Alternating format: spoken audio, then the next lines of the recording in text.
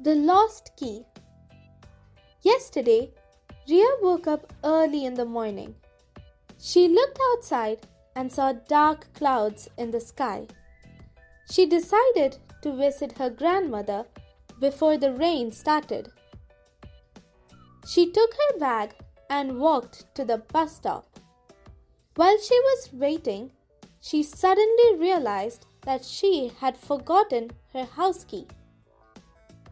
She quickly ran back home, but the door was locked. She felt worried and started to cry.